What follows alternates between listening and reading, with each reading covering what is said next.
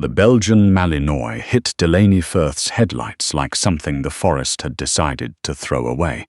He was enormous, close to 35 kilograms of hard-wired muscle and dark tactical webbing, and he had collapsed directly onto the centerline of the logging road outside Smithers, British Columbia, with the absolute finality of an animal that had run as far as it could run and simply could not run anymore. Helping him was the most instinctive decision Delaney had made in a long time. It was also, though she had no way of knowing it then, the decision that would bring armed men to her door before the sun came up. Delaney was 28 years old, a paramedic with BC Emergency Health Services, and a single mother to a 6-year-old boy named Finn.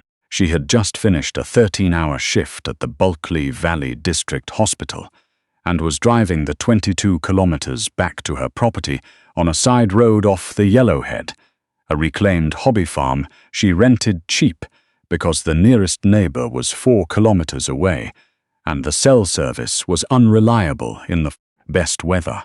Tonight was not the best weather. Rain had been sheeting down for 6 hours straight, the kind of cold October rain particular to the northern interior that turns gravel roads to grease and strips. The last of the birch leaves off the trees in a single hour. It was 1:47 in the morning. She stopped the truck without thinking about it. That was the paramedic reflex. You stop, you assess, you act. She pulled on her rain jacket, grabbed the tactical flashlight from the center console, and stepped out into the downpour. He wasn't a stray. She understood that within the first 3 seconds. The dog was a Belgian Malinois, the breed she associated with police units and military working dog programs. His coat was sable and black, plastered against his ribs by the rain, and strapped across his chest and back was a heavy tactical harness, matte black ballistic nylon, reinforced chest plate, a series of mole attachment points along the sides. No civilian branding, no municipal police insignia, just a scorched strip of bare Velcro where a patch had been torn away, and a stamped alphanumeric designation on the shoulder strap, MWD G14, military working dog. She had treated enough RCMP K9 handlers to recognize the general category of the gear, and this was nothing she had ever seen on an RCMP dog. This was Forces-grade equipment. He lifted his head when she crouched beside him. His eyes, dark amber even in the rain, found hers with a steadiness that didn't belong to a panicked animal. He wasn't snapping. He wasn't scrambling. He was watching her with something that could only be described as evaluation. Then she saw the blood. High on his right flank, just behind the edge of the harness, was a wound that her paramedic's eye identified immediately. Small entry, clean edges, no tearing, not a bear claw, not a snag on wire fencing. A rifle round, relatively recent. The rain was diluting the blood, but it was still coming. "Okay," she said quietly. "Okay, I've got you." She managed to get him into the back of the truck by sliding her arms under his chest and hind quarters and taking his full weight in a single controlled lift. He let her. He bore it without a sound.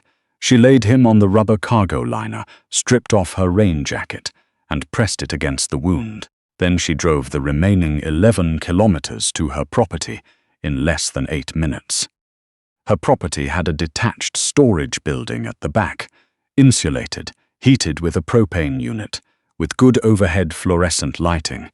Where she kept her quad and her tools, she drove around to it and bypassed the farmhouse entirely. Inside the house, Finn was asleep under the care of his grandmother, who had driven up for the week.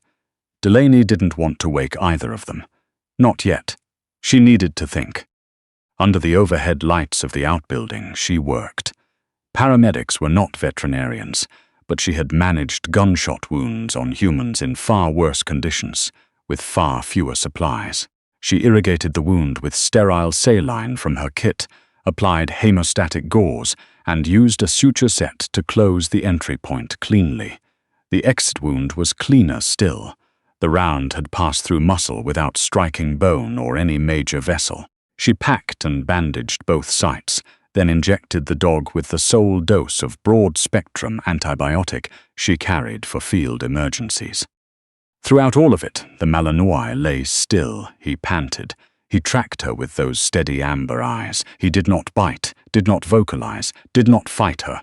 When she pressed gauze firmly against the wound, and a shudder ran through him from nose to tail, he curbed it immediately, as though some internal discipline simply would not allow him to show weakness to someone trying to help. While she worked, she examined the harness more carefully. There was a communications module clipped to the rear of the chest plate, a compact rectangular unit, its indicator light blinking a slow, steady blue. She didn't know exactly what it was transmitting, but she understood what it meant. She found a hammer on the workbench and smashed the module until the light went dark and the casing split. Inside the lining of the harness, stitched between the layers of Kevlar, she could feel something flat and rigid. Not another tracker, something else entirely. She chose to leave it undisturbed. His designation was stamped into the inner collar in small block letters. Rook. "All right, Rook," she said. Her voice came out softer than she intended. "Let's see what morning brings."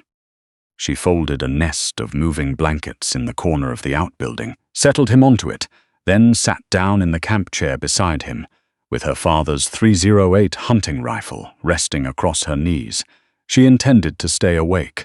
She didn't quite manage it. Somewhere after 3 in the morning, exhaustion made the decision for her. She woke just before 6 to find Rook no longer on the blankets. He was at the door, sitting. His back was perfectly straight, ears fully forward, gaze fixed on the thin strip of grey light seeping under the gap at the bottom. He was not growling. He was not moving. He was simply positioned there, motionless, with the certainty of something that had decided the door required watching and had appointed itself to watch it. He turned his head when she shifted in the chair, checked on her once, then returned his full attention to the door. She tended his bandages, warmed a tin of stew on the propane burner, and set a bowl of water beside him. He ate carefully, deliberately, with none of the desperation of a starving animal. When she cracked the main sliding door open to check the morning, cold air rushed in, and Rook was immediately at her hip, not pushing past her, simply present, a wall of warm muscle positioned between her body and whatever lay outside. It was quiet out, too quiet. The rain had stopped. The sky above the property was that flat, heavy grey particular to the northern interior after a front moves through. The birches along the fence line dripped steadily. No birds. That was the thing she noticed first, and noticed wrong. There were always whiskey jacks in the yard by first light. She had lived on this property long enough to know its specific morning sounds the way a person knows the particular noises of their own house, the board that creaks, the window that rattles in a northwest wind. And right now her property sounded like it was holding its breath. She went back inside and tried her cell phone. Not reduced service, none at all. The signal indicator showed a complete absence, the kind that meant something was actively suppressing it rather than simply absent terrain. She had a satellite internet router mounted to the outbuilding's roof. She checked the connection from the interior terminal. Offline. Delaney had run enough emergency calls to understand the precise difference between a difficult situation and a genuine emergency. This was an emergency. She checked the .308 full magazine she chambered around. The main house, Finn, her mother. Rook read something in the way she moved, the tightening of her jaw, the shift of her weight, the new quality in her breathing, and he changed. His ears went flat, his lips drew back slightly, showing just the front edges of his teeth. The low vibration that started in his chest was less a growl than a warning system switching on. Then he turned to face the north wall of the outbuilding and stared at it. Delaney crossed to the small side window and wiped the condensation from the glass with her sleeve.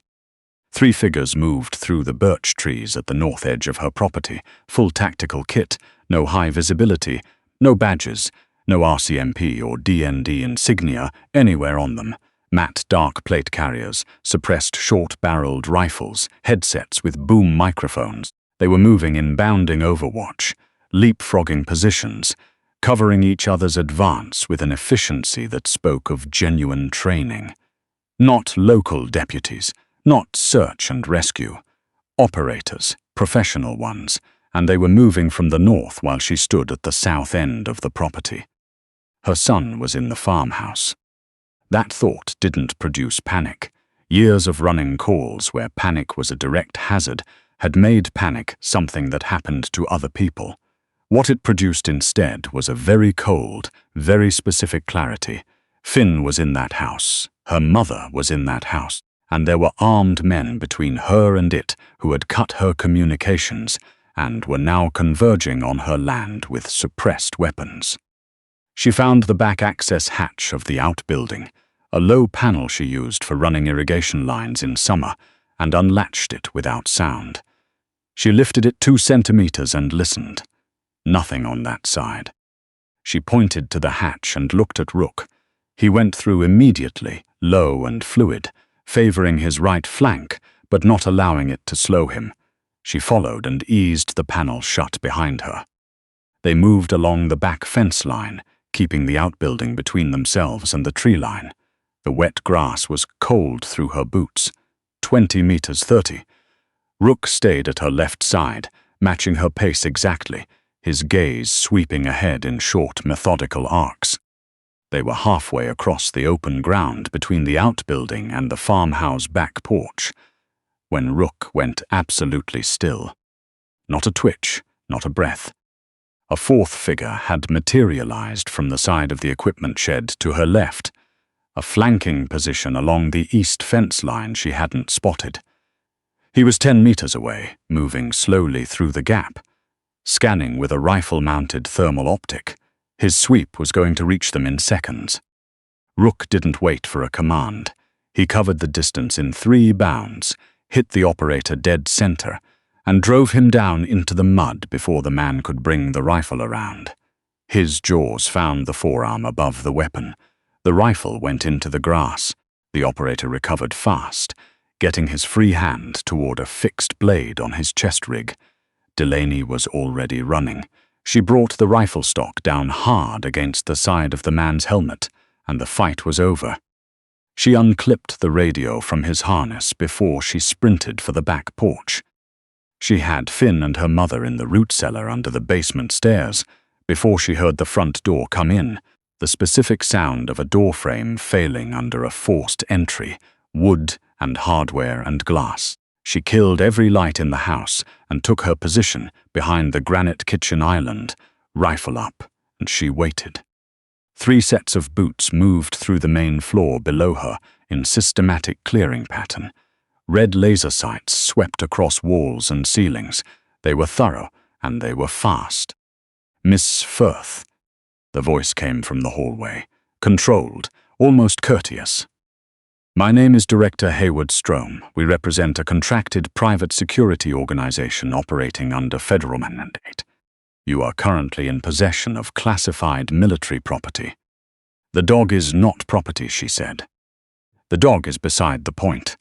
A brief pause. What matters is an encrypted biometric data unit sewn into the lining of his tactical harness. That unit belongs to us. Lower your weapon and tell me where the harness is, and this ends quietly. She thought about the harness on the workbench in the outbuilding. She thought about what she had felt stitched between the Kevlar layers. "What's on the drive?" she said. Silence, longer this time. Classified logistics data. "Master Corporal Reese," she said. She'd read the name from the inner collar alongside Rook's designation while working on his wound. "He put it there, didn't he?" The pause that followed was the most honest thing Hayward Strome said all morning. "Master Corporal Reese suffered a training incident," Strome said, his voice losing its careful warmth. "The K-9 fled the scene. We are here to recover classified assets. This situation does not need to escalate." "He's dead," Delaney said, "and you killed him." "Come out from behind that counter." "Come through that doorway," she replied. She racked the 308 and let the sound fill the kitchen. The boots in the hallway stopped. 30 seconds passed. She counted them. Then the world outside the windows went white. It came from above, the hard, sweeping beams of helicopters' spotlights, multiple aircraft, the rotor noise arriving as a physical force that rattled the glass in the window frames. The emergency band radio she had taken from the downed operator crackled alive on her belt, and then a megaphone signal cut through the walls clearly enough to follow word by word. "This is the Royal Canadian Mounted Police and the Canadian Security Intelligence Service. All personnel on this property, drop your weapons and move to open ground with your hands raised. This is your only warning." Strome came out of the hallway with his hands up. The two operators behind him followed. 3 RCMP tactical officers came through the back door less than 20 seconds later, and Rook sat down beside Delaney and watched them work with the quiet composure of someone who had expected this outcome from the beginning. She lowered the rifle. Her legs had become unreliable, so she leaned against the island and found herself on the kitchen floor without quite deciding to get there. Rook climbed half into her lap, all 35 kilograms, and she put her arms around his neck and held on. Later, sitting on the tailgate of an RCMP vehicle with a foil blanket around her shoulders, Delaney listened to Staff Sergeant Kezia Morrow lay out what Strome's organization had actually been: a private military contractor with classified DND access running weapons through federal logistics corridors for the better part of 2 years. Master Corporal Damon Reese, Rook's handler, had discovered the financial trail during a routine audit, copied the evidence onto an encrypted biometric drive, and hidden it in Rook's harness before Strome's people could get to him. They had staged his death as a training accident. Rook had been present when it happened. Rook had run. The drive was still in the harness, in the outbuilding, untouched. Strome's team had never reached it. "He carried the evidence out," Morrow said, watching Rook. "Rees counted on that." Delaney looked at the dog sitting at her feet, his gaze still moving methodically across the property perimeter, still working even now. "Rees trusted him to find someone who'd keep it safe," she said. Morrow was quiet for a moment. Military working dogs who lose their handlers, who sustain injuries in the field. CS and D&D assess them for retirement. The process takes time. It needs the right placement. Someone who understands that these animals aren't pets, that they have training, history, specific needs. She paused, settled home, some land, someone steady. "I know," Delaney said. "Do you know anyone who fits that?"